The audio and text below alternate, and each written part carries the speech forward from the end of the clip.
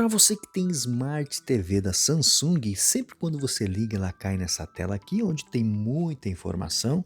É chamada de Smart Hub e algumas pessoas preferem que a TV ligue logo nos canais. Dá para fazer isso aqui nas configurações, eu mostro agora para vocês. Se eu desligar agora a minha TV aqui e tornar a ligar ela novamente, ela cai automaticamente nessa tela, como vocês podem ver.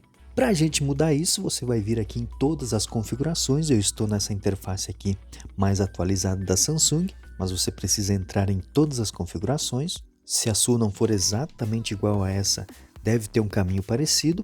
Você desce até recursos avançados, clica em OK e vamos descer nessa opção aqui, opção de tela inicial. É aqui que você vai encontrar essas configurações. E a primeira opção que está marcada aqui, se a gente observar, começar com o início do Smart Hub, que são exatamente essas informações, os aplicativos, aqueles banners fazendo propaganda de algum canal. Basta você clicar um OK aqui com o controle remoto, desmarcar essa primeira caixinha e aqui embaixo nós temos marcada essa opção, execução automática do Samsung TV Plus, que são os canais que a Samsung tem. Se você tem uma antena, certamente irão aparecer os canais da sua região, também os canais abertos. No meu caso eu não tenho conectado aqui, então agora se eu desligar minha TV, olha só, vou ligar novamente, ela vai entrar diretamente nos canais. Olha só, já entrou aqui no canal de filme. Não vamos deixar aparecer muito aqui para não dar problema aqui de direito autoral no YouTube. E para você voltar para aquela tela inicial onde aparecem os apps, algumas informações, basta você clicar no botão da casinha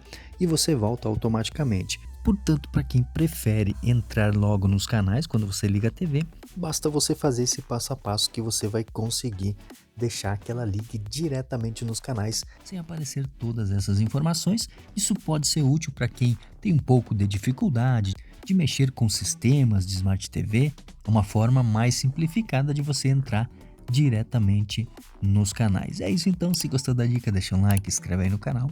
Valeu, até mais, tchau!